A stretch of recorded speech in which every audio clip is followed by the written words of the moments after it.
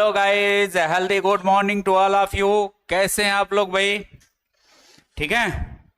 चलिए, आज का नया चैप्टर हम लेकर के आए हैं। चाहे जो भी एग्जाम हो आपका, अभी फिलहाल आने वाला है, बिहार पुलिस का भी एग्जाम आने वाला है, या फिर और भी कोई आपके सामने एग्जाम हो, मैं नया चैप्टर लेकर आया हूं, नरेशन। और यहां से एक दो क्वेश्चन आपके लिए निश्चित रूप से आने वाला है। बड़ा ही इंपॉर्टेंट चैप्टर है। इसके पहले हम लोग वॉइस चैप्टर को बहुत अच्छी तरीके से देख चुके हैं। ये वर्ब का पार्ट है, वर्ब का ही ये चैप्टर है। तो हम लोग नरेशन को देखेंगे, बिल्कुल इसके तथ्यों को ध्यान से हम लोग देखेंगे। अब यहां पर इसका अर्थ अगर हम देखें तो नरेशन का मतलब होता है कथन, स्टेटमेंट, है ना। Narration that means statement, statement. और स्टेटमेंट का हिंदी होता है कथन, है ना। नरेट मतलब कहानी को कहना होता है, और नरेशन मतलब उसको किस तरीके से कहा जाना है ना। तो हम अब मेरे सामने आता है कि कैसा कथन, कोई कथन कैसा हो सकता है। तो कथन दो तरीके का हो सकते हैं।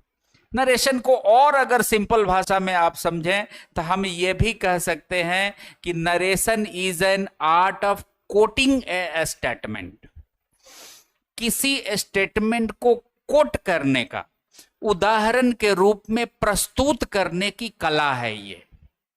किसी ने कोई बात कही है, उसको उदाहरण के रूप में प्रस्तुत करने की कला का नाम है नरेशन। ये एक आर्ट है। और अब सामने बात आती है कि कथन हो कितने प्रकार के सकते हैं, कितने प्रकार से हम किसी बात को प्रस्तुत कर सकते हैं, उदाहरण के रूप में प्रस्तुत कर सकते हैं। तो आप ध्यान रखें कि किसी स्टेटमेंट को हम दो तरीके से प्रस्तुत कर सकते हैं। एक डायरेक्ट नरेशन में और एक इनडायरेक्ट नरेशन में, है ना। इनडायरेक्ट नरेशन,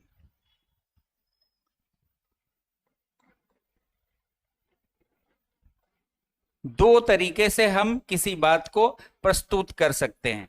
अब सवाल आती है कि डायरेक्ट नरेशन क्या है और इनडायरेक्ट नरेशन क्या है। तो आप समझें, बिल्कुल मैं पहले भी फाउंडेशन क्लास में बहुत डिटेल में बताया हुआ हूं, आप वीडियो पर जाकर के देख सकते हो।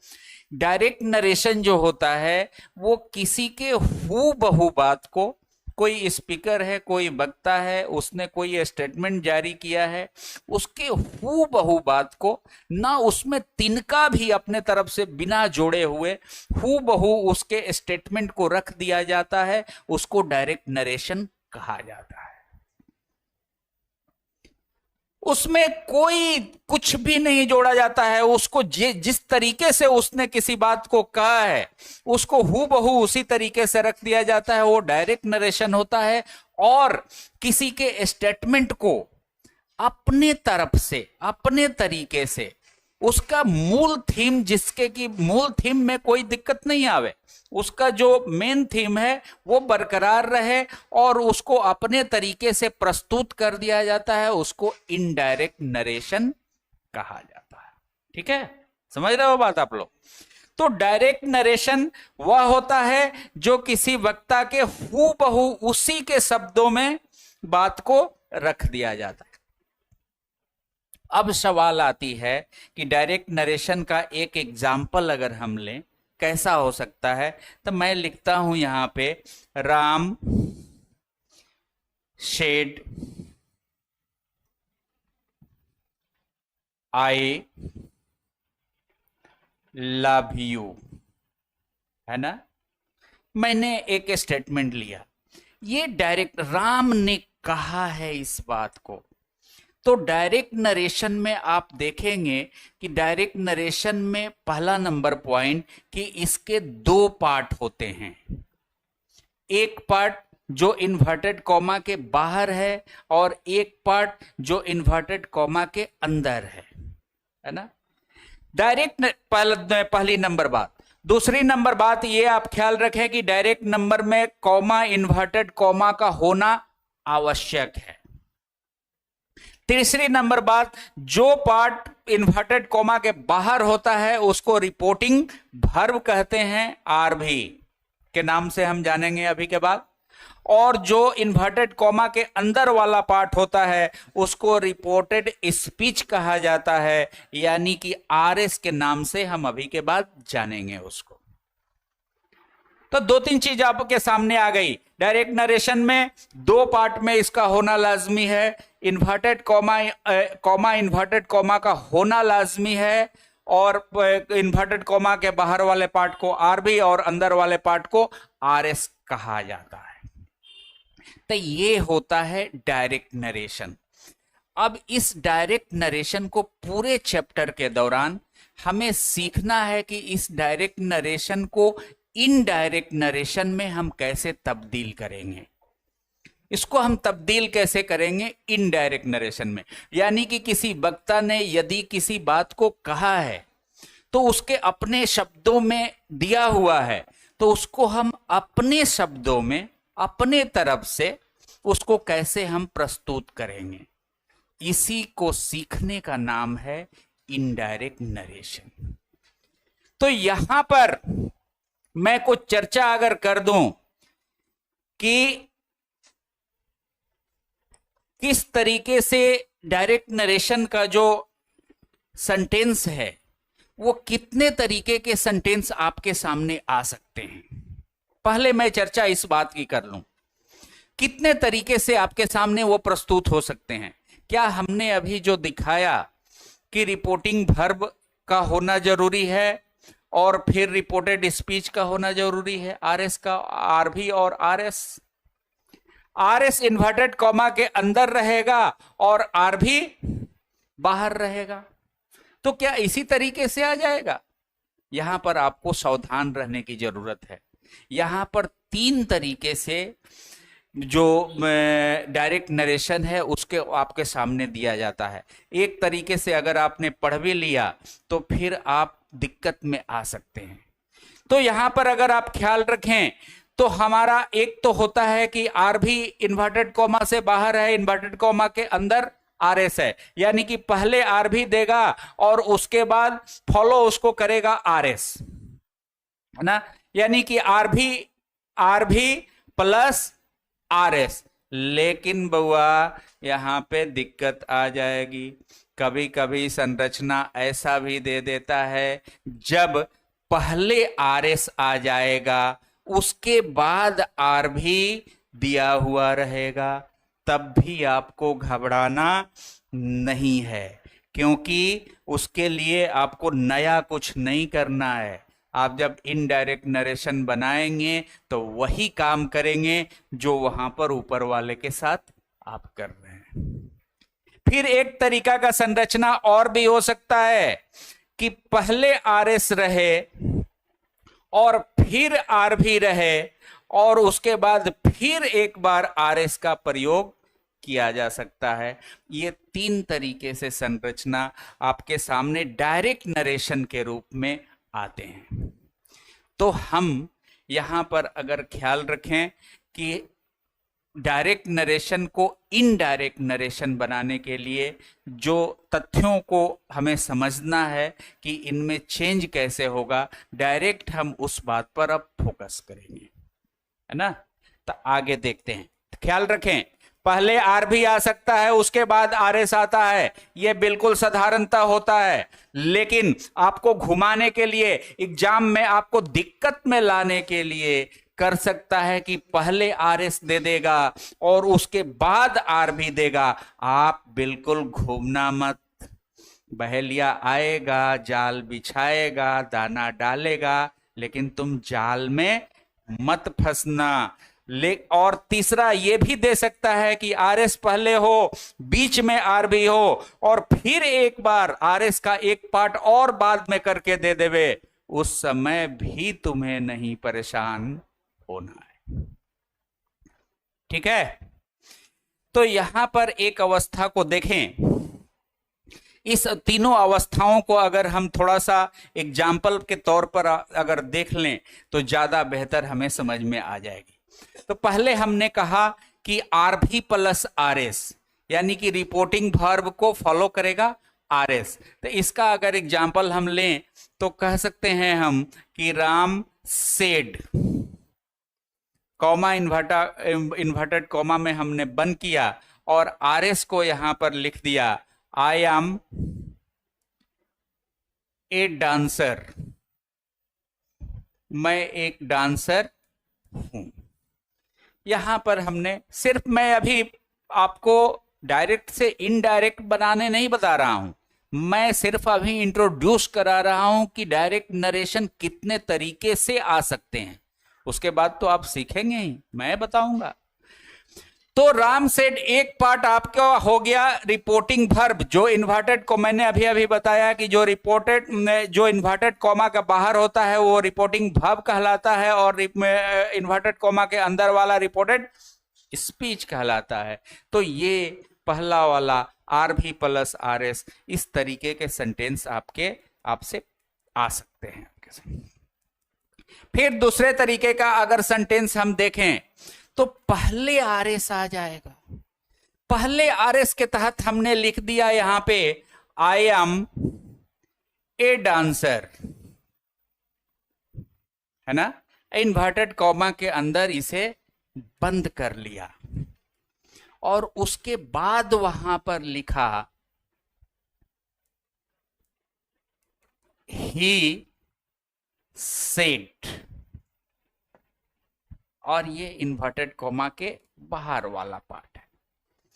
ये भी एक तरीका से आ सकता है। देखें यहां पर ये रिपोर्टेड स्पीच पहले हो गया और वहां पे रिपोर्टिंग वर्ब बाद में। इस स्ट्रक्चर को थोड़ा सा मैं और विस्तार अगर दूं, सेम स्ट्रक्चर को, इसी स्ट्रक्चर को मैं अगर थोड़ा सा और विस्तार दूं तो ये भी दो तरीके से पूछा जा सकता है। एक तो तरीका ये हुआ और दूसरा तरीका ये होता है कि RS को बाहर तो ठीक है, आई एम ए डांसर बिल्कुल सही है ना, इन्वर्टेड कॉमा के अंदर। लेकिन यहां पर यदि डायरेक्ट रूप से कोई नाउन, अभी हमने प्रयोग किया है वो प्रोनाउन है, लेकिन वहां पर यदि कोई नाउन आ जाए, कोई नाम आ जाए, उस अवस्था में इन्वर्शन का प्रयोग कर देता है। उस अवस्था में सब्जेक्ट प्लस वर्ब नहीं बल्कि इन्वर्शन करते हैं वर्ब प्लस सब्जेक्ट। तो इन्वर्शन का प्रयोग हो जाता है और लिखता है, यहां पर एक नाम ले लें तो सेड, कोई नाम, सेड राम, है ना। तो ये दो तरीके से, दोनों के इनडायरेक्ट बनाने में कोई पंगा नहीं, कोई दिक्कत नहीं है, सेम फार्मूला का प्रयोग होगा। मैं सिर्फ आपको प्रकार बता रहा हूं कि प्रकार को देख करके, इतने टाइप्स हैं डायरेक्ट नरेशन के, इसको देख करके तुम मत घबरा जाना कि ये क्या हो गया है, उलट गया, ये कोई नया चीज आ गया, ये तो हमने पढ़ा नहीं था। ऐसा नहीं होना चाहिए बुआ। मैं तुमको बुलेट प्रूफ पहना करके एग्जाम में भेजना चाहता हूं। बुलेट प्रूफ को पहनकर जाओगे, सीना तान के गोली आती भी रहेगी तो हाँ उसको एंजॉय करोगे, है ना।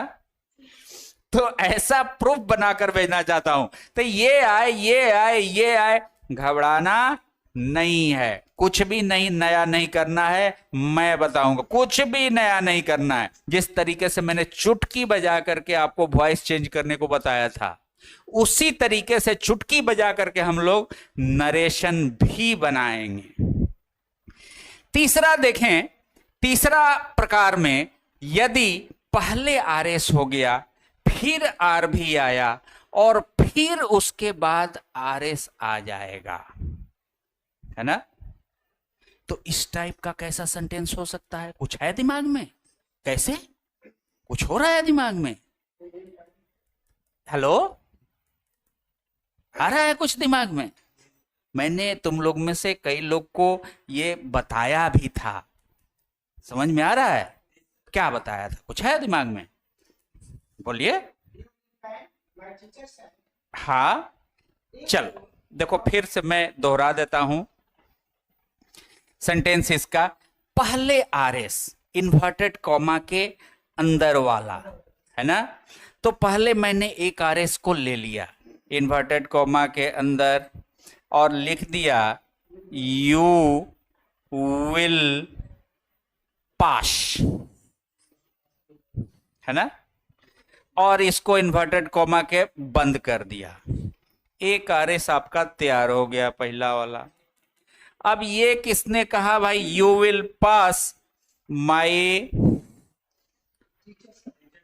टीचर शेड टू मी, है ना। अब फिर एगो इन्वर्टेड कॉमा हम लिए और फिर हमने कहा इफ यू वर्क हार्ड। बहुआ ध्यान दें, अब फिर इसको इन्वर्टेड कॉमा के अंदर बंद कर दिया। लंबा चौड़ा स्टेटमेंट हो गया। लगेगा कि ये कौन सी आफत आ गई, देख करके ही डर लग गया कि ये कौन सी आफत आ गई। भाई ऐसा तो हमने नहीं पढ़ा था, हमने तो पढ़ा था सिंपल सिंपल आर भी और आर एस सामने आ गया, उसको पलट देना। ये आफत कहाँ से आ गई? कोई नई आफत नहीं है, कोई परेशान नहीं होना है। उसी तरीके से आप बनाएंगे जिस तरीके से उसको आप सीखेंगे, जो मैं बताते जाऊंगा। नया कुछ भी नहीं है, सिर्फ आपको भरमाया गया है, कुछ भी नया नहीं है। सीधा सीधा इसका मतलब है तुम पास हो जाओगे यदि तुम कड़ी मेहनत करते हो। आई किसने कहा भाई? My teacher said to me. किसी तरीके से आरएस और आरभी को पलट दे, पहले आरएस कर दे बाद में आरभी कर दे, या फिर आरएस कर दे फिर आरभी और फिर आरएस कर दे। आपको जब इनडायरेक्ट बनाना है तो करना वही होगा कि पहले आरभी और उस आरभी के वर्ब के अनुसार चेंज होगा आरएस का टोटल। अब वो रूल्स क्या होंगे, अब मैं बात करता हूं कि डायरेक्ट नरेशन के प्रकार के विषय में आप देख रहे थे। मैं एक बार सारा बात को अगर चर्चा कर दूं कि डायरेक्ट नरेशन वह होता है जो वक्ता के हूबहू शब्दों में, उसी के शब्दों में प्रस्तुत किया जाता है, कोट किया जाता है, उसको डायरेक्ट नरेशन कहते हैं। किसी डायरेक्ट नरेशन के दो पार्ट होते हैं। एक पार्ट जो इन्वर्टेड कॉमा के अंदर होता है उसको रिपोर्टिंग स्पीच, रिपोर्टेड स्पीच कहते हैं, और जो इन्वर्टेड कॉमा के बाहर होता है उसको रिपोर्टिंग वर्ब कहते हैं। बिना इन्वर्टेड कॉमा, इन्वर्टेड कॉमा का डायरेक्ट नरेशन नहीं हो सकता है। डायरेक्ट नरेशन में कॉमा, इन्वर्टेड कॉमा का होना लाजमी है, जरूरी है, तभी वो डायरेक्ट नरेशन में माना। क्योंकि किसी के बात को कोट कर रहे हैं ना आप, मेरी बात नहीं है वो किसी के बात को हम कोट कर रहे हैं। अब कोट करेंगे तो उसको अंडर ब्रैकेट में रखना ही पड़ेगा, इन्वर्टेड कॉमा के अंदर रखना ही पड़ेगा।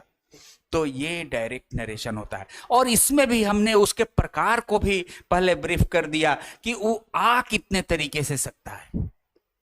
अब जब हम सीखेंगे इसको डायरेक्ट इनटू इनडायरेक्ट बनाना, तब मजा आएगा, आपको सारे प्रकार आपके सामने रहेंगे। तो फिर हम लौटते हैं और देखते हैं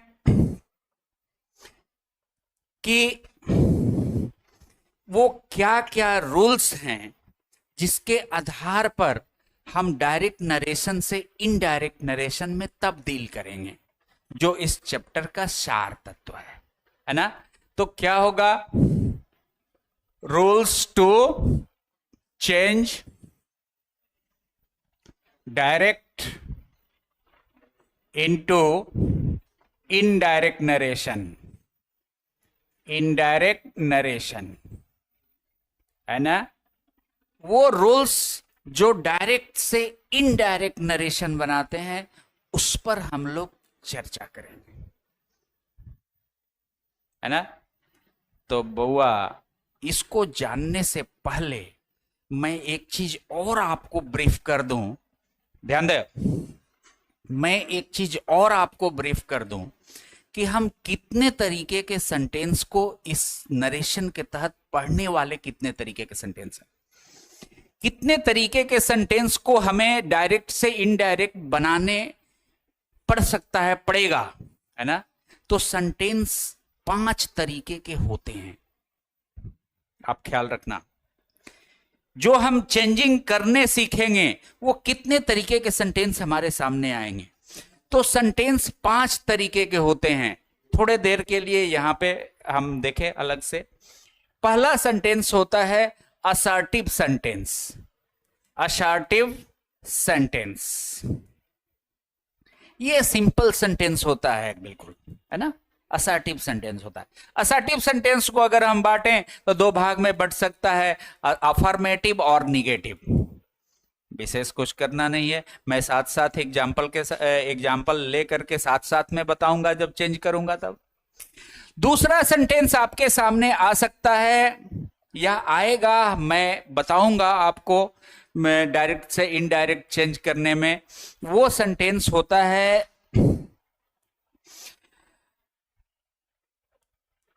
इंपरेटिव सेंटेंस।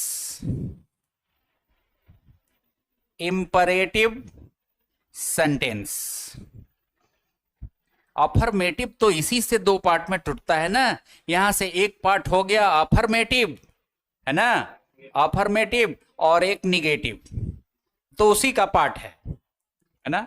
फिर दूसरा हम देखते हैं इंपरेटिव सेंटेंस। इंपरेटिव सेंटेंस से तुम लोग रूबरू हो, वॉइस में पूरी तरीके से रूबरू हो। इंपरेटिव सेंटेंस जो कि ऑर्डर को, रिक्वेस्ट को, प्रोहिबिशन को, विश अथवा प्रोपोजल को, रिक्वेस्ट को दर्शाता है, कमांड को दर्शाता है ना। तो इंपरेटिव सेंटेंस वो होता है। तो फिर उसके बाद हम लोग देखेंगे 3 नंबर में ऑप्टेटिव सेंटेंस के विषय में। ऑप्टेटिव सेंटेंस, है ना, ऑप्टेटिव सेंटेंस के विषय में पढ़ेंगे। तो इंपरेटिव सेंटेंस हो गया, ऑर्डर, कमांड इत्यादि को दर्शाएगा। ऑप्टेटिव सेंटेंस दर्शाता है जब किसी को श्राप दिया जाता है, किसी को आशीर्वाद दिया जाता है, इच्छा की जाती है कि तुम खूब फलो फूलो। एगो आ रहे थे हम, सुबह सुबह भिखारी मांग रहा था पैसा बैठ के, हमने खूब आराम से देखा कि सिक्का है, निकाल के वो सिक्का डाल दिया। तो बोल रहा है भिखारी समझ के रखे हो क्या? अब बताओ भैया, दुनिया बदल गई है। 1 रुपए का सिक्का भिखारी को भी नहीं चलता है, उसको 5 का देखता है सब। 5 रुपए का सिक्का डालो तो ठीक है, 1 रुपए का सिक्का डालो तो बोला भिखारी समझ रहे हो क्या? अब साथ में गरियाया होगा कि जाओ तुमको ठेस लग जाए, जाओ तुम्हारा एक्सीडेंट हो जाओ बर्बाद हो जाओ। तो ये सब जो सेंटेंस होता है, बर्बाद हो जाओ, ये किया जाता है, श्राप दिया जाता है, आशीर्वाद दिया जाता है, ये सब सेंटेंस ऑप्टेटिव सेंटेंस के दायरे में आते हैं, जिनकी शुरुआत प्रायः में से होती है। हम लोग आगे देखेंगे, है ना। फिर अगर हम आगे बढ़ें तो 4 नंबर का जो सेंटेंस है, और सबसे बड़ी बात तो हमने ऊपर में छोड़ दिया कि जैसे ही हम असर्टिव सेंटेंस देख लेंगे तो थोड़ा सा चेंजिंग में करना चाहूंगा, इसके नंबर को चेंजिंग करना चाहूंगा। 2 नंबर में यहां पर मैं रखना चाहूंगा कि असर्टिव सेंटेंस देखने के बाद इंट्रोगेटिव सेंटेंस को हम लोग देखेंगे, इंटेरोगेटिव सेंटेंस को। हाँ, इंटरोगेटिव सेंटेंस को हम लोग देखेंगे। इंट्रोगेटिव सेंटेंस के तहत हम लोग एक तो ऐसे इंट्रोगेटिव को देखेंगे जिसका आंसर यस नो में आ सकता है, यानी कि आप जानते हैं मैंने खूब बताया हुआ है वॉइस में, जिसका आंसर यस नो में दिया जा सकता है, यानी कि ऐसा इंट्रोगेटिव जिसकी शुरुआत एक्सिलरी वर्ब से होती है। उसके साथ कैसी चेंजिंग करनी पड़ेगी, और फिर ऐसे इंट्रोगेटिव सेंटेंस के बारे में भी हम लोग देखेंगे जिसको WH वर्ड से शुरुआत मिलता है। तो दोनों तरीके के इंट्रोगेटिव सेंटेंस को चेंजिंग हम लोग डायरेक्ट से इनडायरेक्ट नरेशन बनाना सीखेंगे। और फिर उसके बाद 3 नंबर का दायरा में आ जाएगा इंपरेटिव सेंटेंस जिसके तहत ऑर्डर, कमांड इत्यादि को देखेंगे, और 4 नंबर के दायरे में ऑप्टेटिव सेंटेंस आ जाएगा, जैसा कि अभी चर्चा हुई कि हम लोग उसके साथ सराप, आशीर्वाद। फिर 5 नंबर का जो सेंटेंस होता है वो होता है एक्सक्लामेटरी सेंटेंस। एक्सक्लामेटरी सेंटेंस है ना, ये सेंटेंस होता है जो इच्छा को भी प्रकट करता है, आश्चर्य के भाव को प्रकट करता है ना। तो उस सेंटेंस के बारे में भी हम लोग देखेंगे, जो कि दर्शाता है ओह, आह, आउच होता है ना। तो ये सब सेंस को भी ये दर्शाते हैं, ये विस्मयादि बोधक होते हैं, विस्मय के भाव को दर्शाते हैं। तो उन सेंटेंस को भी हम लोग ध्यान से पढ़ेंगे, ठीक है। तो ये 5 तरीके का सेंटेंस हम लोग इस चैप्टर के दौरान पढ़ने वाले, ख्याल है ना। तो अब हम लोग इसी को आगे बढ़ाएंगे। अब मैं फिर से अपने पॉइंट पर जाता हूं, rules to change direct into indirect narration. अब आपके सामने आ रहा होगा पूरा फिगर कि हम लोग पढ़ने कितना जाने वाले हैं, क्या क्या इसमें पढ़ना है। और मैं डायरेक्ट नरेशन में मैं बता दूं, जो हम लोग सीखने जा रहे हैं डायरेक्ट नरेशन से इनडायरेक्ट नरेशन बनाना, हमारे पास सेंटेंस इसी टाइप के, इसी 5 तरीके के सेंटेंस रहेंगे। और एक रूल ऐसा कुछ भी नहीं होता है नरेशन में, जो मैं एक रूल वॉइस की तरह, वॉइस में जैसे मैंने बताया था चुटकी बजा के, कि चुटकी बजा के आंख पर पट्टी बांध लो और जीटी रोड पे निकल जाओ, कोई एक्सीडेंट नहीं होगा। एक ही रूल पूरे सिस्टम को संभाल के रखा था। वैसा एक रूल यहां पे नरेशन में नहीं होता है। हम आपको 5 रूल बताने वाले हैं। रूल्स में मैं 5 रूल, मोस्टली 4 मैं रूल्स बताऊंगा, जो डायरेक्ट से इनडायरेक्ट नरेशन बनाने के लिए उसमें चेंजिंग करना जरूरी होगा। लेकिन वो रूल 5 भी हैं, लेकिन मैं उस समय बताऊंगा कि ये 5 की गिनती मैं कहां पे कर रहा हूं। उसमें से 2 हो सकता है, 3 हो सकता है, 4 हो सकता है, ठीक है। लेकिन 4 से 5 या 5 से 6 नहीं हो सकता है, बढ़ नहीं सकता है। उसके अलावा कोई और रूल्स नहीं हो सकते हैं, घट जाएंगे, वो भी सेंटेंस के हिसाब से। इसलिए मैं चर्चा कर रहा हूं बार बार कि कोई एक रूल ऐसा नहीं है कि मैं बता दूं जो सभी सेंटेंसों के साथ चल जाएगा। सेंटेंस के हिसाब से, रिपोर्टिंग वर्ब के हिसाब से उन रूल में कमी बेसी आ सकता है, कमी हो सकता है, बेसी नहीं हो सकता है। और वो रूल पर हम लोग अब चर्चा करेंगे। देखते हैं,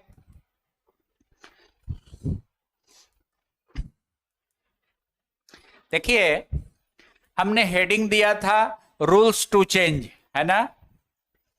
वो कौन कौन से रूल्स हैं जो डायरेक्ट नरेशन से इनडायरेक्ट नरेशन में चेंज करने के लिए जरूरी हैं। तो आप ख्याल रखें, वो 4 रूल को मैं विषय के बारे में बताता हूं। पहला, किसी डायरेक्ट नरेशन से इनडायरेक्ट नरेशन में चेंज करने के लिए पहला जो इंपॉर्टेंट रूल है वो है प्रोनाउन चेंज। प्रोनाउन चेंज, है ना। प्रोनाउन चेंज का मतलब क्या हुआ, लोग बोल देते हैं आराम से। प्रोनाउन चेंज, कहां का प्रोनाउन, कौन प्रोनाउन, कहां वो रहेगा जिसको हम चेंज करेंगे। तो तुम ख्याल रखो, थोड़ा सा इधर ध्यान दो। प्रोनाउन चेंज जैसे ही मैंने कहा, इसका मतलब है कि आरएस जो है, रिपोर्टिंग वर्ब के बाद जो आरएस है, जो इन्वर्टेड कॉमा का अंदर होता है, आरएस में जो प्रोनाउन दिया हुआ है, उस आरएस के प्रोनाउन को चेंज कर दिया जाता है। कैसे भाई, तो अभी बताने वाले हैं मैं कैसे होगा, प्रोनाउन किसके अनुसार कैसे चेंज होगा। अभी मैं ये बता रहा हूं कि चेंज क्या क्या होगा जब हम, चेंज जरूरी क्यों है, क्योंकि डायरेक्ट नरेशन, फिर मैं वहीं पर, डायरेक्ट नरेशन वक्ता के हूबहू शब्दों में और इनडायरेक्ट नरेशन अपने शब्दों में वक्ता के थीम को बरकरार रखते हुए अपने शब्दों में मिर्च मसाला लगा के प्रस्तुत करना है, तो कुछ चेंजिंग करनी पड़ेगी। तो उसी चेंजिंग के तहत पहला चेंज, प्रोनाउन को हम आरएस में जो प्रोनाउन दिया हुआ है उसको चेंज कर देंगे। फिर दूसरा चेंजिंग अगर हम देखें तो जो आरएस में कॉमा, इन्वर्टेड कॉमा दिया हुआ है उसको चेंज करके हम, अब देखो यहां पर मैं एक नियम नहीं बता सकता कि उसको चेंज करके हम क्या करेंगे। कहीं पर या तो उस हटा करके कहीं पे डैट आ जाएगा, कहीं पे इफ आ सकता है, कहीं पे वेदर आ सकता है ना, कहीं पे टू भी आ सकता है और कहीं पे WH वर्ड भी आ सकता है। अब ये कहां क्या आएगा वो सेंटेंस वाइज मैं बताऊंगा, है ना। 5 तरीके के जो सेंटेंस है उन सेंटेंस वाइज मैं बताऊंगा कि कहां पर क्या प्रयोग होगा, ठीक है। फिर तीसरा चेंजिंग के विषय में अगर हम ध्यान दें तो तीसरा चेंजिंग होता है टेंस चेंज अथवा वर्ब चेंज। दिक्कत में मत पड़ना, टेंस का मतलब होता है the change of verb according to time, that is called time and tense. सीधा मतलब, टेंस का मतलब ही होता है कि वर्ब के रूप में परिवर्तन ही टेंस है। तो हम टेंस चेंज कहें अथवा वर्ब चेंज कहें कोई फर्क नहीं पड़ता है। तो हम तीसरा लिख सकते हैं टेंस या वर्ब चेंज। बस ख्याल रखना, 4 बातों पर ही ख्याल रखना है कि चेंजिंग हमको करना क्या है। जैसे ही कोई सेंटेंस हमको मिला, डायरेक्ट नरेशन का जैसे ही कोई सेंटेंस मिला, मेरे दिमाग में बिल्कुल चल जाना चाहिए कि उसमें चेंज हमको करना क्या क्या हो सकता है ना। फिर चौथा चेंज आपके सामने आएगा कि एडवर्ब चेंज, एडवर्ब चेंज। बस 4 चेंजिंग हो गया और आपका डायरेक्ट से इनडायरेक्ट नरेशन बन गया। 5वां जो चेंजिंग के विषय में मैंने कहा था ये, और एक चीज ख्याल रखना, थोड़ा सा 1 सेकेंड बोर्ड पे, ये चारों जो चेंजिंग होनी है ये कहां का होना है, डायरेक्ट नरेशन के रिपोर्टेड स्पीच का चेंजिंग होना है। रिपोर्टेड स्पीच का जो प्रोनाउन है वो चेंज होगा, रिपोर्टेड स्पीच में जो इन्वर्टेड कॉमा है में वो चेंज होगा, रिपोर्टेड स्पीच में जो टेंस वर्ब है वो चेंज होगा, और रिपोर्टेड स्पीच में ही जो एडवर्ब है वो चेंज होगा। लेकिन 5वां जो चेंजिंग मैं बताने जा रहा हूं वो रिपोर्टेड स्पीच का चेंजिंग नहीं है, बल्कि वो रिपोर्टिंग वर्ब का चेंज होता है। यानी कि रिपोर्टिंग वर्ब में जो वर्ब का स्वरूप होगा उस वर्ब के स्वरूप के हिसाब से, या तो वर्ब हम लोग देखेंगे, मैं लिखित रूप से उसको नहीं बताऊंगा, एक चेंजिंग जो आपको ख्याल, लेकिन उसको आप नजरअंदाज नहीं कर सकते। या तो से होता है, सेज होता है, विल से होगा, तो उसको हम लोग tell, tells, will tell plus object में बदल देते हैं। या फिर यदि सेड प्लस ऑब्जेक्ट होगा तो टोल्ड प्लस ऑब्जेक्ट में बदल देते हैं। लेकिन यदि ऑब्जेक्ट नहीं है तो ना से टेल में बदलता है और ना सेड टोल्ड में बदलता है। जब ऑब्जेक्ट रहे तभी वहां पे चेंजिंग होती है। और फिर अगर इंट्रोगेटिव सेंटेंस है वहां पे हम लोग उसी सेड को आस्क बना देते हैं। अलग अलग सेंटेंस के हिसाब से उसमें चेंजिंग हम लोग अलग अलग तरीके से देखते रहेंगे। तो वो भी एक चेंजिंग है जिसको आपको अपने दिमाग में रखना पड़ेगा, है ना। तो अगर बाबू अगर हम देखें यहां पे आपके सामने आ गया, इधर बोर्ड पे थोड़ा सा ध्यान रखिए। पहले सबसे पहले मैं ब्रीफ करूंगा, प्रोनाउन चेंज को आपको समझाना चाहता हूं आज, है ना, कि प्रोनाउन चेंज कैसे होता है। तो अगला ये अगर हम देखें, हेडिंग है हमारा प्रोनाउन चेंज, है ना, प्रोनाउन चेंज। इसको थोड़ा सा आप लोग समझें, यहां से काफी परेशानी बच्चों को होती है। हम एग्जाम्पल लेते हैं डायरेक्ट नरेशन से इनडायरेक्ट नरेशन में। तो हमने लिखा Ram said to me,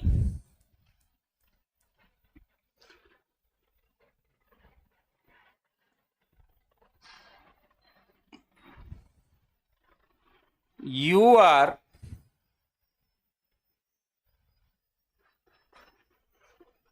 a good boy। अब यहां पर अगर तुम ध्यान से अगर देखो, हमने एग्जाम्पल लाया हुआ है, राम ने मुझसे कहा कि तुम एक अच्छे लड़के हो, है ना। तो यहां पर मैं दो तीन चीज बताना चाहूंगा कि डायरेक्ट से इनडायरेक्ट नरेशन में जाने की जरूरत किस लिए है, क्यों चेंजिंग हम लोग करते हैं। तो यहां पर इन सेंटेंस को देखें कि ये तो स्टेटमेंट मैंने जो दिया, ये राम ने कभी कहा है किसी से, राम ने मुझसे कहा, तो ये इसका वर्ब कहां है, सेड, V2 में है। तो हम लोग टेंस में ऑलरेडी पढ़ चुके हैं, subject plus V2 plus object, ये पास्ट इंडेफिनिट का स्ट्रक्चर है, आप लोग पहले से जानते हैं, है ना। और पास्ट इंडेफिनिट का स्ट्रक्चर पास्ट की बात को बताता है। तो किसी पास्ट के समय में राम ने मुझसे कहा कि तुम अच्छा लड़का हो, तब बताओ ये बात हो सकती है क्या कि एक पास्ट की बात है और फिर पास्ट में ही कहा था ना कि तुम अच्छा लड़का हो, यानी कि पास्ट में ही मैं अच्छा लड़का था ना। अभी की तो कोई गारंटी नहीं है कि अच्छा लड़का हूं, अभी की तो गारंटी नहीं है। पास्ट में ही राम ने कहा था कि तुम अच्छा लड़का हो, तो पास्ट में ही मैं अच्छा लड़का था। तो इस बात को अपने तरीके से लिखने के लिए बउआ कुछ चेंजिंग करनी पड़ेगी ना। जो यहां पे प्रेजेंट में दिख रहा है सेंटेंस, उसको भी पास्ट में ले जाना पड़ेगा ना, क्योंकि मैं पास्ट में ही ना अच्छा लड़का था, तो पास्ट में ही दर्शाना पड़ेगा ना। इसलिए जरूरी है कि हम लोग इस चेंजिंग को अपने शब्दों में जब प्रस्तुत करते हैं, तो इन जो चेंजिंग्स हैं उनको हम लोग ये करते हैं। तो उसी चेंजिंग के तहत मैं पहला पॉइंट पर आया था कि प्रोनाउन चेंज करना मैं सीख रहा था, यानी कि जो यहां पे प्रोनाउन दिया हुआ है RS रिपोर्टेड स्पीच में, प्रोनाउन यू दिया हुआ है, इस यू को चेंज करना पड़ेगा। तो बउआ एक चीज आप ख्याल रखें, प्रोनाउन चेंज करने का जो रूल होता है वो होता है सन, SON, एक साधारण नियम चलता है, सन बाई 1 2 3, 1 2 3। अब यहाँ पे सन ऑन तुमको समझने की जो याद करने की जरूरत नहीं है, ठीक है सन है, लेकिन एस का मतलब आप समझें सब्जेक्ट, और ओ का मतलब आप समझें ऑब्जेक्ट, और एन फॉर आप समझें नो चेंज, है ना। S for subject, O for object और एन फॉर नो चेंज। यहां पे 1 का मतलब है फर्स्ट पर्सन, 2 का मतलब है सेकंड पर्सन और 3 का मतलब है थर्ड पर्सन। यानी और एक चीज आप ख्याल रखें, याद कर लेता है लोग कि हाँ सन बाई 1 2 3, लेकिन कहां कैसे अप्लाई होगा कंफ्यूजन होता है। तो सन का जो संबंध है ये किससे है पता है? सन का संबंध हमेशा हमेशा आरभी से है, ख्याल रखेंगे। यानी कि रिपोर्टिंग वर्ब का सब्जेक्ट, रिपोर्टिंग वर्ब का ऑब्जेक्ट, रिपोर्टिंग वर्ब में नो चेंज, है ना, रिपोर्टिंग वर्ब के अनुसार नो चेंज। तो ये रिपोर्टिंग वर्ब से संबंधित है सन, और फिर 1 2 3 जो है इसका संबंध है फर्स्ट पर्सन किसका, आरएस का, सेकंड पर्सन किसका, आरएस का, थर्ड पर्सन किसका, आरएस का। यानी कि अगर इसको सीधे अर्थों में अगर हम कहें तो यही होगा कि यदि आरएस में फर्स्ट पर्सन है तो वो आरभी के सब्जेक्ट के अनुसार चेंज होगा, है ना। पहला ही उसको थोड़ा सा यहां पे संशोधन करके हम लोग पढ़ लें तो वही आसानी होगी। मैं यहां पे थोड़ा सा संशोधन कर देता हूं।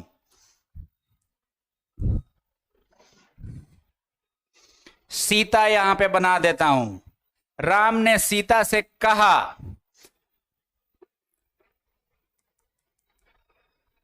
और यहां पे थोड़ा सा सेंटेंस को बदल देता हूं, एक एक करके मैं समझाऊंगा, ज्यादा बेहतर समझ में आएगा। तो Sita, I am an honest man, है ना, मैं एक ईमानदार आदमी हूं, है ना। राम ने ऐसा सीता से कहा था पास्ट में, तो राम उस समय ईमानदार था। अभी हो सकता है कि घूस वूस लेके बेईमान हो चुका होगा। तो हमको जो अपने शब्दों में कहना है वो उसी दौरान की बातों को कहेंगे कि आज वाला बोल देंगे कि अब तो हो गए हो, इतना तो बोलने का अख्तियार नहीं है। उस दौरान जो हुआ था उसी के दौरान को हम अपनी भाषा में प्रस्तुत करेंगे ना। तो पहली बार में मैं सिर्फ प्रोनाउन चेंज अभी समझ रहा हूं। तो प्रोनाउन चेंज के तहत मैंने अभी चर्चा किया कि यदि आरएस में फर्स्ट पर्सन हो तो वो चेंज होता है आरभी के सब्जेक्ट के हिसाब से। तो आरभी में सब्जेक्ट क्या है, राम, और आरएस का जो प्रोनाउन है वो क्या है, आई। तो फर्स्ट पर्सन किसके अनुसार चेंज होगा, राम के अनुसार। तो किसी नाउन, राम पुरुष नाउन के अनुसार कोई चीज चेंज होता है तो ही आता है, और वो नाउन अगर फीमेल है तो उसके लिए सी आता है, यही होगा ना। तो इसको अगर हम थोड़ा सा बनाएं, अभी मैं सिर्फ प्रोनाउन चेंज पर ही तुम फोकस करना, और क्या कैसे चेंज हो रहा है उस पर आपको विशेष फोकस करने की जरूरत नहीं है, बारी बारी से मैं बताऊंगा। तो यहां पर मैंने लिख दिया राम सेड, है ना, और सॉरी यहां पे ऑब्जेक्ट भी है ना, तो मैंने लिख दिया राम टोल्ड सीता। अभी क्यों हुआ, कैसे हुआ, ये मैं अगले चरण में, इसी चरण में प्रोनाउन चेंज करने के बाद वाली कड़ी में बताऊंगा।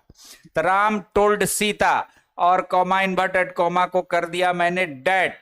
अब ये आई चेंज राम के हिसाब से होगा तो आ जाएगा, मेल है नाउन तो ही आ जाएगा ना आई के स्थान पर, ही। और तीसरी कड़ी आ जाता है वर्ब चेंज करने का। अभी पूरा पंगा नहीं पड़ेगा, लेकिन ये सिर्फ अभी सीख गए तुम तो काफी समझो सीख गए। तो ये ही कैसे हुआ आई के बदले में, ये क्लियर हो गया। तो ही और एम चल जाएगा, he was an honest man. अब देखो चेंजिंग का कुछ मतलब समझ में आया। पहला तो उसका मतलब था कि राम ने किसी टाइम में कहा था सीता से कि मैं ईमानदार व्यक्ति हूं, लेकिन आज के परिप्रेक्ष्य में जब मैं इस चीज को अपनी भाषा में प्रस्तुत करूंगा तो मुझे कहना पड़ेगा ना कि राम ने सीता से कहा था कि वह एक ईमानदार व्यक्ति था। आप इसको और बेहतर समझने के लिए आप जाएंगे कोई इपिक को, रामायण को, ग्रंथ को पढ़ेंगे जिसमें सारी बातों को शंकर भगवान बैठा करके पार्वती जी से पूरे कहानी बता रही हैं।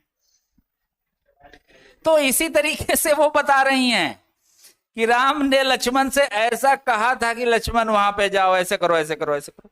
अपनी भाषा में वो बता रहे हैं, राम ने जो किया था उस भाषा में नहीं, अपनी। यही इसका मेन नरेशन का थीम भी है कि किसी के बात को, किसी कोट किए हुए कथन को अपनी भाषा में प्रस्तुत कर देना है। तो एक चेंजिंग शायद आपको ये समझ में आ जानी चाहिए कि ही ये आया कैसे, है ना। फिर मैं चेंजिंग में अब बढ़ रहा हूं कि यदि आरएस में सेकंड पर्सन हो तो आरभी के ऑब्जेक्ट के अनुसार चेंज होता है ना। तो मैं एक एग्जांपल ले रहा हूं, Ram said to me, you are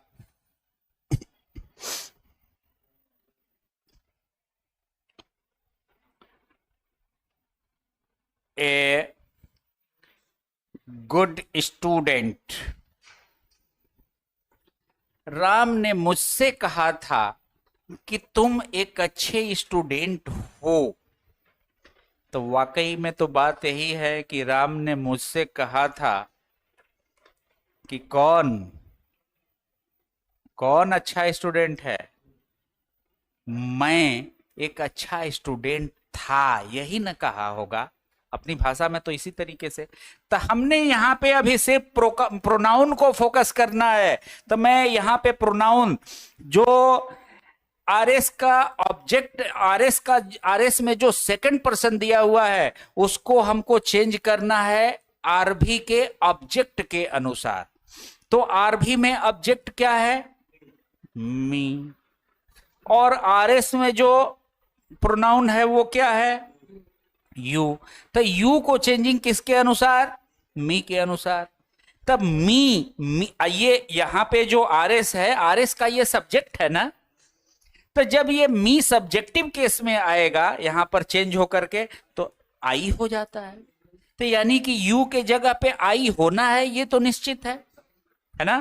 तो अब इस सेंटेंस को हम रख देते हैं, यहां पर लिखते हैं राम टोल्ड मी, और फिर इन्वर्टेड कोमा को डैट में मैं बदल दिया, राम टोल्ड मी डैट। आई और आर जो है ये वर्ब चेंज के तहत मैं बताऊंगा आपको, ये मैं क्रिकेट खिला करके बताऊंगा, सीधे छक्का मारता है, मैं बताऊंगा कैसे होता है।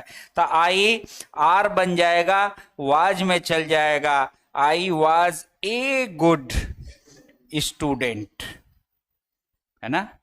तो ये दो तरीके के प्रोनाउन चेंज करना आप सीख लिए।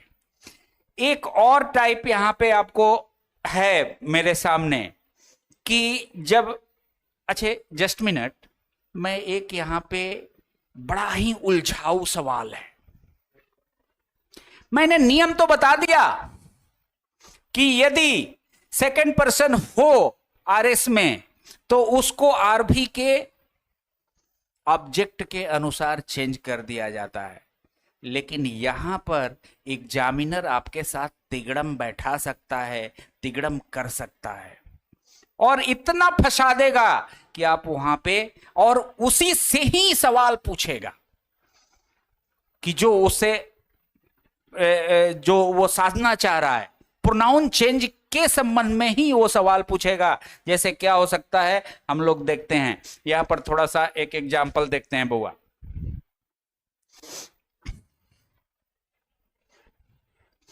देखें, अगर ऐसा आ जाए सवाल, कैसा भाई, यहां पर देखें थोड़ा, राम शेड, बस इतना ही, और यहां पर दे दे यू हैव डन वेल। अगर ऐसा आ जाए question, just focus on the board. Ram ने कहा था यू हैव डन वेल, तुमने अच्छा किया है। वाकई में ये कब की बात है, पास्ट की बात है। राम ने कहा था ना कि तुमने अच्छा किया है, यानी कि मैंने अच्छा किया था। आज की बात तो नहीं है, पास्ट की बात है, पास्ट की बात पास्ट में ही रहेगी। अच्छा किया था तो हमको करना तो वही है। तो यहां पर मैंने अभी अभी नियम बताया कि अगर आरएस में सेकंड पर्सन हो तो आरभी के ऑब्जेक्ट के अनुसार बदलता है। और यहाँ तो आरभी में कोई ऑब्जेक्ट नहीं है, तो बदलेंगे कची से? आ जाएगी ना समस्या? समस्या आ जाएगी ना कि तब हम आखिर बदलें कैसे इसको? ला करके मेरा कलम रुक जाएगा यहाँ पे कि वहां पे फिर यू को हम क्या में बदल दें, है ना? तो यहाँ पे आपको घबराना नहीं है। थोड़ा सा मैं याद करने के लिए भी बिल्कुल नहीं बोलूंगा, थोड़ा सा बोर्ड पर समझें, आप लोग समझ लें, थीम को समझ लें, फिर आप आराम से तब्दील कर देंगे। पहली नंबर बात, इसका अगर अर्थ निकालें तो राम सेड, यहां पर अगर सोचे, जस्ट इमेजिन, सोच सोच के तो तुम लोग कितना कितना मैथ्स बना लेते हो जी। मैंने बचपन में मास्टर साहब मेरे बोले कि माना कि 100 रुपए में एक गाय है। अब हम बोला कि ये मास्टर साहब 100 रुपए में गाय मिलता है क्या? बोला कि चुप बैठ उधर, मानने को हम बोल रहे हैं तो वो कौन कर रहा है कि मिलिए जाएगा। उससे भी हद तो तब हो गई जब उन्होंने कहा कि माना कि गाय का मूल्य X रुपीज है, और ये 1 रुपया, 2 रुपया, 5 पैसा, 10 पैसा, 25 पैसा का सिक्का तो हमने देखा हुआ है।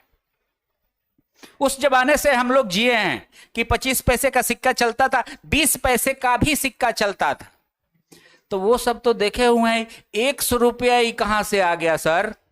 हमने कहा कि 100 रुपये का सिक्का, ना नोट, ना नोटे सामने आया है, ना 100 रुपये का सिक्का आया है। उस समय भी बोले कि बट समझता नहीं, मानने को हम बोल रहे हैं। तो ऐसे ही तुमको भी हम मानने को बोल रहे हैं कि यहां अगर हम बोल दें तुम्हें कि मानो, तो तुम यहां पर क्या मानोगे?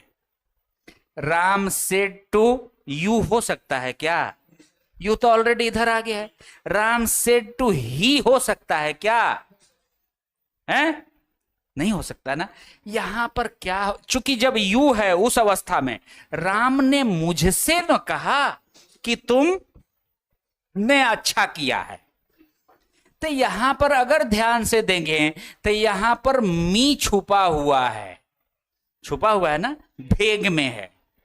तो भेग में जब है तो इसको अगर हम उजागर करें तो सेकंड पर्सन अगर है यहाँ पे आरएस में, किसके अनुसार चेंज होगा? तो मी के अनुसार चेंज होगा बुआ। तो मी के अनुसार चेंज होगा तो आप पहले से सीखे हुए हैं, यू आई बन जाएगा क्या? दूसरा रूल मैं अभी बता दूं कि कभी अगर यहां पे कंफ्यूजन हो जाए तो आपको मैं एक और तरीका बता देता हूं। जब नहीं समझ में आए कि यहां पर क्या होगा, तो उस समय याद रखना तुम लोग कि आरभी का सब्जेक्ट, पहला नंबर बात, दो ही बात मैं बताऊंगा कि यदि आरभी का सब्जेक्ट अगर कोई थर्ड पर्सन है, थर्ड पर्सन है ना जी, राम श्याम, ही सी इट, थर्ड पर्सन होता है ना। आरबी का सब्जेक्ट यदि थर्ड पर्सन है और उसमें ऑब्जेक्ट आरबी में न रहे और आरएस में यू आ जाए सब्जेक्ट बन करके, तो थर्ड पर्सन है, तो यहां पर यू के स्थान पर फर्स्ट पर्सन का प्रयोग होगा। ये फर्स्ट पर्सन आई भी हो सकता है अथवा वी भी हो सकता है, ठीक है, सेंस के अनुसार। और यदि आरभी का जो सब्जेक्ट है, जैसे और मैं एक ले लूं यहां पे example, I said to, I said, बस इतना ही की जरूरत है। आई सेड यू आर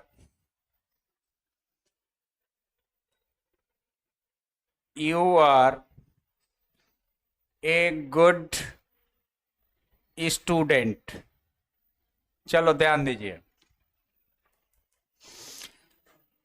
एक नियम में बताया कि यदि आरभी का जो सब्जेक्ट है थर्ड पर्सन है तब यू के स्थान पे फर्स्ट पर्सन आएगा, और यदि आरभी का सब्जेक्ट फर्स्ट पर्सन है तो यू के स्थान पे थर्ड पर्सन आएगा। सीधे बात को उलट दिया जाता है।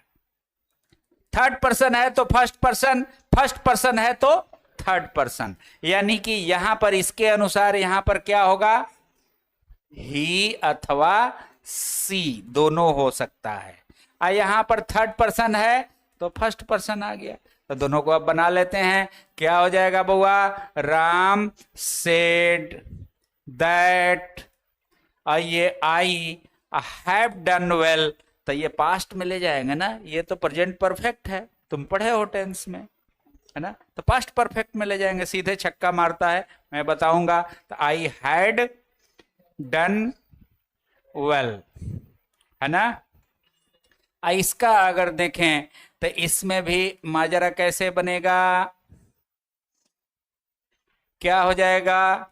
I said that, you first person है तो क्या बनेगा? कुछ जब ही और सी में कंफ्यूजन होवे कि ही रखें या सी रखें, तो बेहतर ऑप्शन होता है ही। ठीक है, तो मैं ही ले लेता हूं, ही। अब ही के साथ है आर लगेगा क्या?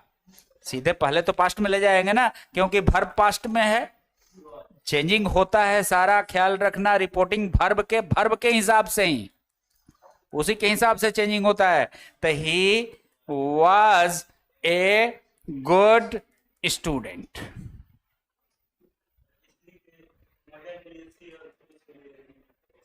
हाँ, लेकिन यहां क्लियर नहीं ना है, यू कौन है, क्लियर नहीं है। तो जब क्लियर नहीं हो तो ही लेना चाहिए, है ना। हाँ, अब यहां पर अगर तो अब बात समझ में आ गई। यहां पे बच्चों को काफी कंफ्यूजन होता है। एक बार मैं दोहरा दूं कि यदि आरबी में ऑब्जेक्ट नहीं हो और आरएस में यू आ जाए सब्जेक्ट बन करके, तो उसको आरबी के सब्जेक्ट अगर थर्ड पर्सन है तो यू को ही सी आई और वी में बदल दें, और यदि आरबी का सब्जेक्ट जो है वो फर्स्ट पर्सन है तो यू को ही अथवा सी में बदल देना चाहिए। ठीक है, तो ये आपका क्लियर हो गया। अब एक बात आती है कि यदि आरएस में थर्ड पर्सन आ जाए तो, अब सन बाई 1 2 3 है ना, तो थर्ड पर्सन आ जाए तो आरबी के अनुसार कोई चेंजिंग नहीं किया जाता है। यानी कि थर्ड पर्सन अगर आरएस में है तो उसको जस के तस रख देते हैं, उसमें चेंजिंग नहीं किया जाता है। जिसका मैं एक एग्जाम्पल और लेना चाहूंगा, देखें। राम सेड टू मी, देखें यहां पे, she is a good girl. Ram ने मुझसे कहा कि वह एक अच्छी लड़की है ना। अब यहां पर देखें, हमने यहां पर क्या लाया हुआ है? प्रोनाउन है सी, और फिर हम प्रोनाउन चेंज के तहत हम लोग सीख रहे हैं कि यदि आरएस में थर्ड पर्सन हो तो प्रोनाउन में चेंजिंग नहीं होता है, जस के तस मामला रह जाएगा। तो हम बना दें थोड़ा इसको, राम टोल्ड मी, और यहाँ पे डैट हो गया, और फोकस मेरा अभी फिलहाल यहीं पर है। तो सी में कोई परिवर्तन होगा? नो चेंज, सी ही रह जाएगा। वर्ब को परिवर्तन कर देंगे, she was a good girl हो जाएगा। ये आपका प्रोनाउन चेंज है। मैंने प्रोनाउन चेंज को अलग से इसलिए बताया कि यहाँ पे काफी कंफ्यूजन बच्चों को होता है, और अगर नरेशन में सवाल पूछता है तो 2-3 चेंजिंग के ही संबंध में पूछता है। ये तीनों चारों चेंज पर फोकस करके ही पूछता है। आपका नॉलेज जानना चाहता है कि आपको प्रोनाउन चेंज करने आता है कि नहीं। आपका नॉलेज जानना चाहता है कि किस तरीके के सेंटेंस में कॉमा, इन्वर्टेड कॉमा को तोड़ करके क्या प्रयोग होता है। दैट आएगा, टू आएगा, या WH वर्ड आएगा, इफ आएगा, वेदर आएगा, क्या आएगा, वो ये नॉलेज जानना चाहता है। फिर उसके बाद वो नॉलेज ये जानना चाहता है कि आपको वर्ब में परिवर्तन करने आता है कि नहीं। टेंस में परिवर्तन आप सही सही कर रहे हैं कि नहीं, या फिर वो आपके इस नॉलेज का भी परख कर सकता है कि आपको नजदीकी सूचक शब्द यानी कि जो एडवर्ब दिए हुए हैं आरएस में, उसको आप दूरी सूचक शब्द में बदल सकते हो कि नहीं, आपका फोकस है कि नहीं। तो ये चारों बात पर अगर ध्यान आप रखेंगे तो आप डायरेक्ट नरेशन से इनडायरेक्ट नरेशन में बखूबी बेहतर ढंग से आप कन्वर्ट कर देंगे। ठीक है, फिर हम लोग अगले वीडियो में मिलते हैं और आगे के चेंजिंग को हम लोग और विस्तार से देखते हैं। Thank you.